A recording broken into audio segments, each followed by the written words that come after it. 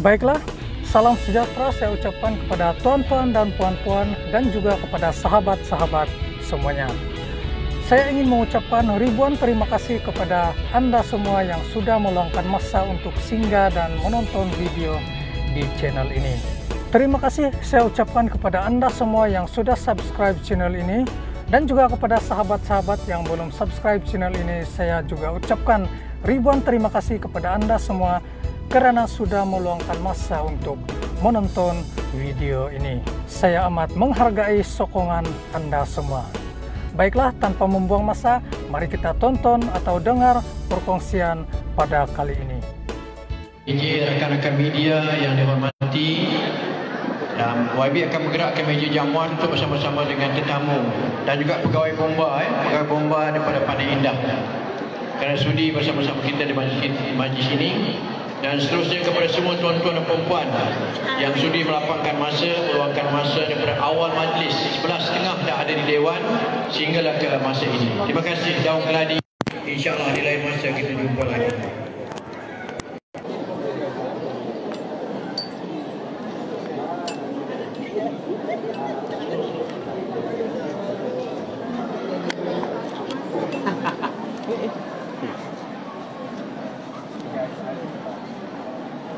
Jatuh pula. Boleh ke ni? Okey. Takut kami jatuh. Selit dia kalau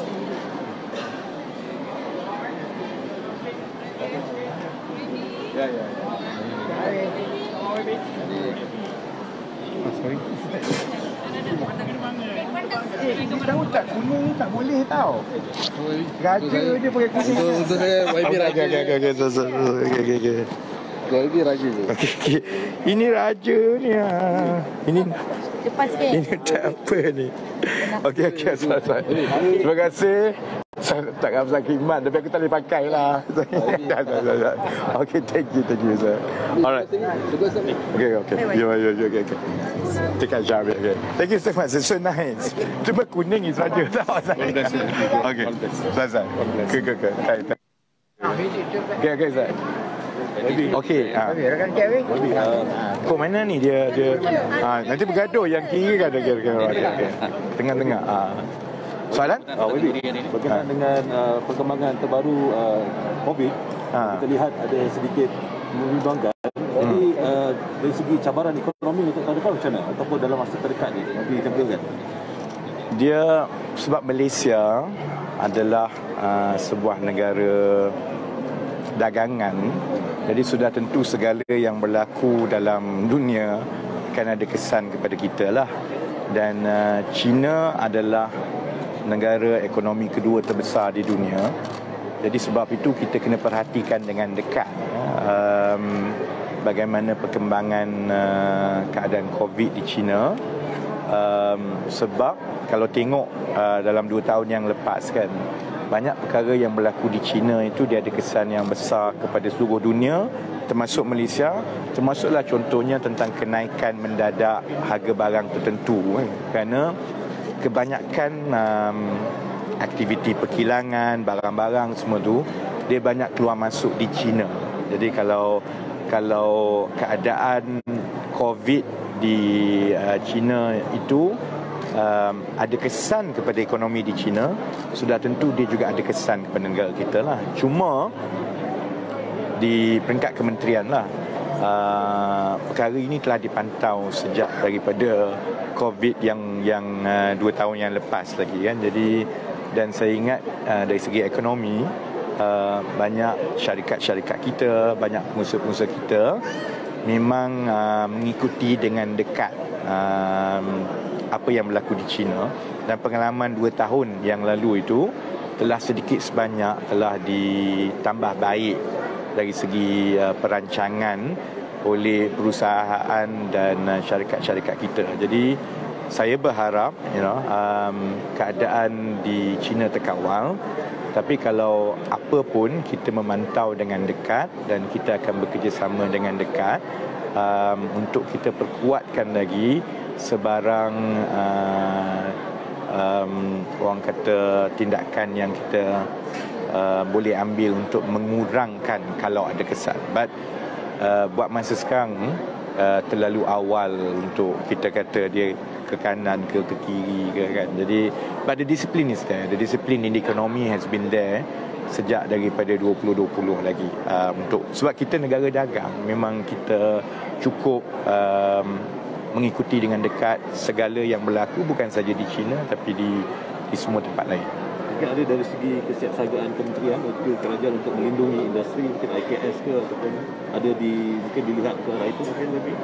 Setakat ini semua keputusan yang telah diambil oleh Kerajaan Perpaduan sejak sebulan yang lalu semua ke arah melindungi dan juga membantu pertama IKS dan yang kedua ialah keluarga rakyat biasa. Jadi kalau tengok contohnya tarif elektrik IKS dikecualikan sepenuhnya. Begitu juga contohnya dengan tarif gas yang diumumkan minggu lepas. Ada sedikit penurunan tarif gas yang bergantung kepada sama ada IKS itu menggunakan bekalan gas ataupun tidak. Bekalan gas terus kan, gas asli. Jadi setakat ini pendekatan kerajaan ialah seberapa yang boleh seberapa yang boleh kena ganti tak? Boleh ya. Seberapa yang dalam kemampuan kerajaan kita akan melindungi dan membantu IKS sebanyak yang mungkin kan.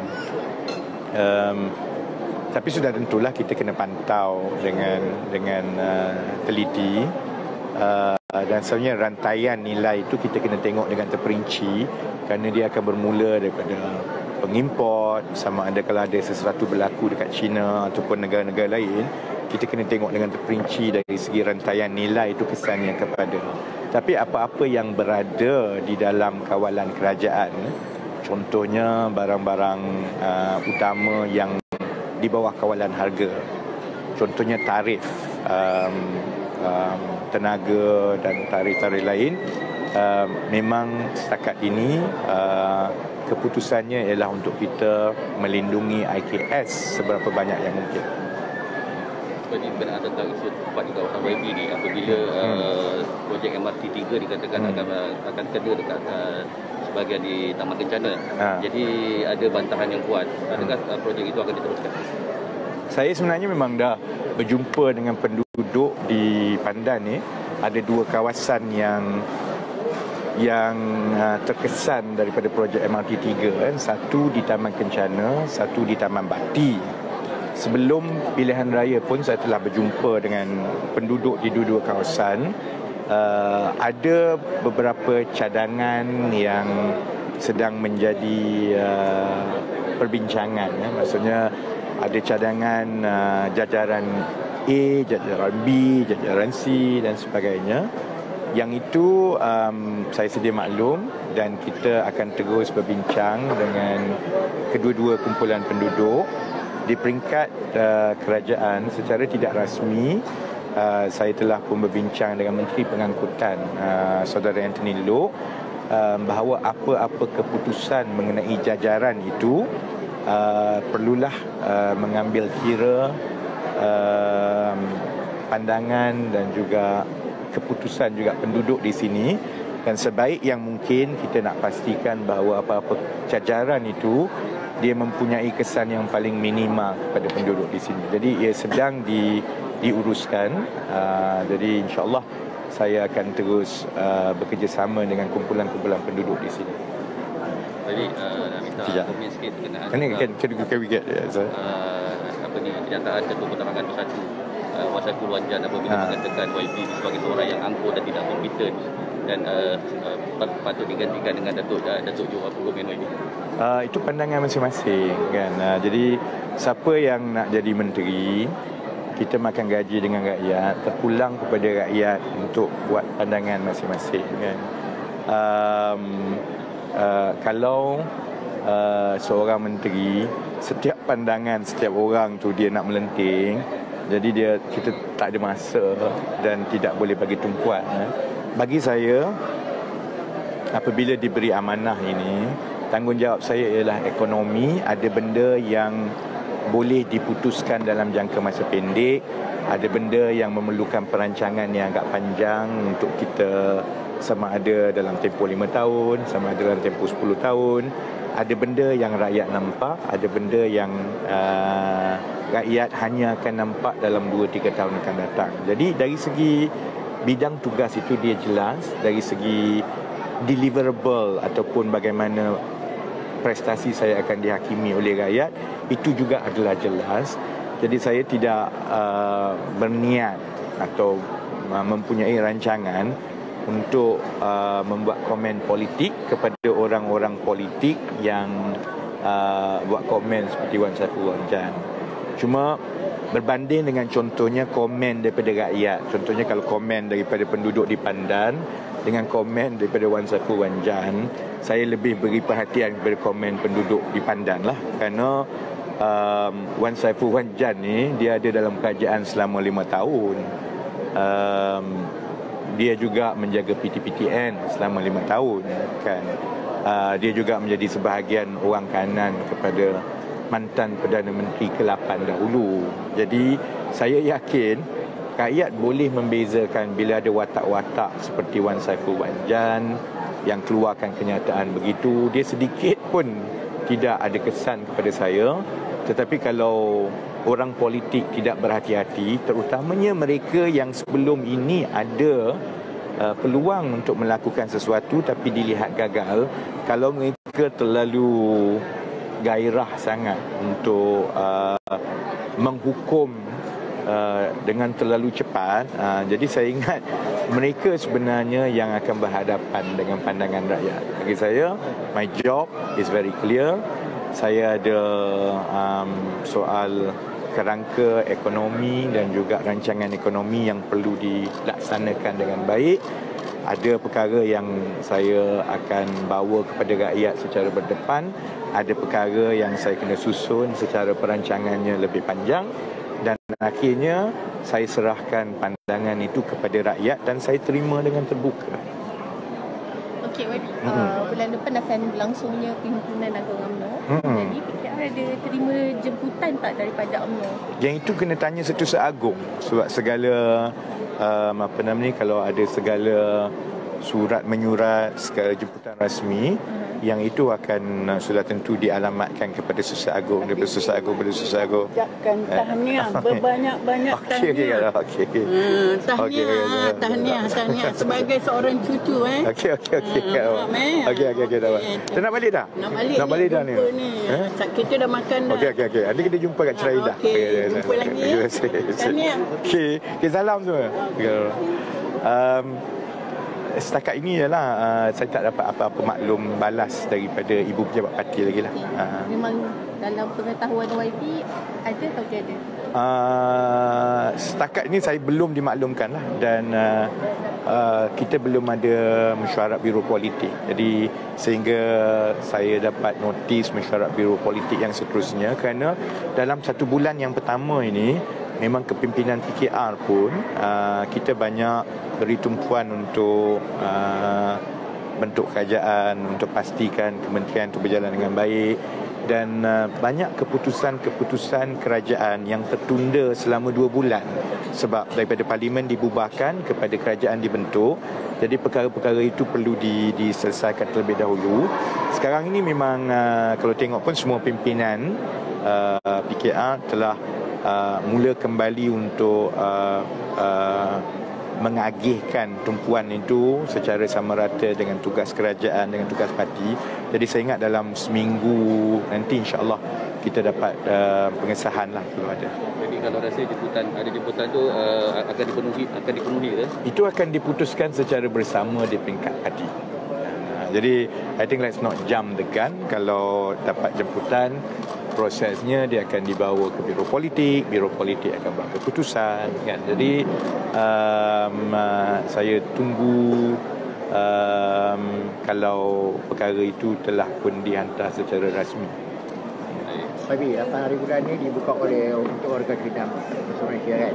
So, yang mana? 8 hari bulan ni warga Cina dah boleh masuk Malaysia. So apa nasihat kepada Setakat ini yang saya ikuti, Kementerian Kesihatan telah pun mengambil langkah-langkah dan kemaskini maklumat daripada Menteri Kesihatan ialah mereka akan menggunakan segala keputusan akanlah berdasarkan evidence, maksudnya bukti sains kan. Jadi yang terbaik saya cadangkan kepada rakyat kita kan. Dan benda ni terpakai bukan saja di Malaysia lah, di seluruh dunia. Maksudnya kita kena jangan terlalu cepat ingat bahawa masalah COVID ini walaupun sekarang tidak ada bukti di mana-mana sama ada strain baru ataupun tidak. Sekarang tak ada bukti lagi ada varian baru ke tidak. Tetapi kita juga jangan ambil mudah kan, kerana seperti mana yang dia berlaku kali pertama, jika ia berlaku, dia berlaku dengan cepat. Jadi walaupun kita dah melepasi zaman PKP dan sebagainya, segala amalan yang sekarang ni kita tahu sangat diperlukan untuk kita menangani kalau ada gelombang baru COVID. Benda itu bukan saja soal warga negara Cina masuk ke Malaysia, tapi sama penting ialah macam mana kita di sini kena secara berhati-hati kembali kepada amalan-amalan ini. Jadi macam contohnya hari ini kan kita SOP mungkin kita dah tinggalkan. So saya ingat kalau macam di peringkat kerajaan, di peringkat masyarakat, di peringkat persorangan, kalau kita ada program yang melibatkan orang ramai, paling kurang untuk 1, 2, 3 bulan akan datang, kita kena ambil inisiatif untuk perketatkan sendiri. Maksudnya pakai topeng balik, wash your hands balik dan sebagainya lah kan. Ada beberapa maklumat ataupun nasihat daripada Kementerian Kesihatan yang telah diberikan secara rasmi. Itu pun sama, saya ingat kita kena ikuti dengan dekat seperti mana kita dulu ikuti dengan dekat semasa zaman 2 tahun itu kan. Contohnya sebaik saja berita ini mula diketahui dalam seminggu yang lepas kan, Ketua Pengarah Kesihatan minta supaya mereka yang belum ambil booster usahakan untuk ambil booster. Jadi segala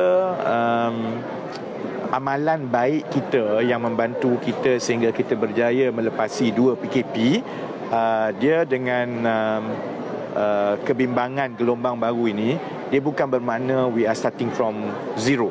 Maksudnya kita sudah pun tahu amalan itu, kita pun sudah tahu disiplin yang kita perlu. Di peringkat kerajaan, mereka akan melihat kepada bukti-bukti sains untuk membuat keputusan dari sehari ke sehari. Tapi di peringkat rakyat, masyarakat, kita juga kena kembali kepada tabiat yang kita ada sebelum ini. Okey. Telefon lagi ya? Okey. Okey. Kerajaan ada untuk bantuan untuk yang golongan yang hilang kerja. Untuk hilang pekerja. Hilang pekerja. Kita tutup mic dekat dia takkan betul.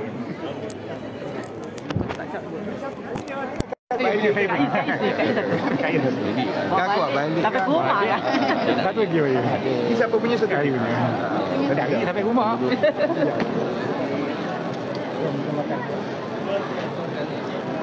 Ali nak minta lagi itu. Ya, yang kat belakang.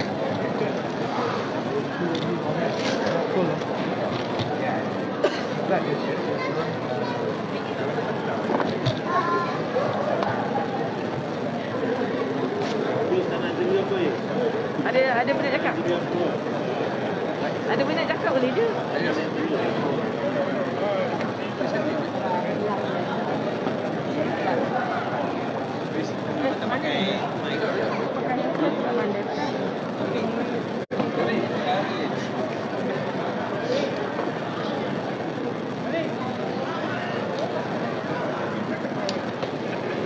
Okey, ready. 3-4 kali. 3-4 kali. 3-4 kali, 7 kali. Lain lah Asian pula, takkan macam tu je. Makan tinggal kosong ke? Alright.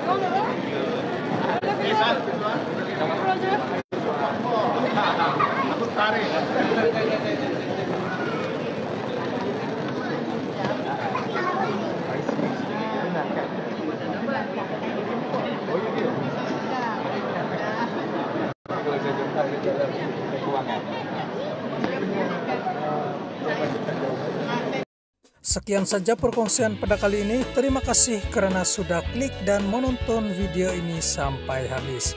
Kepada yang baru di channel ini, jangan lupa untuk tinggalkan like, share, dan subscribe. Bye-bye.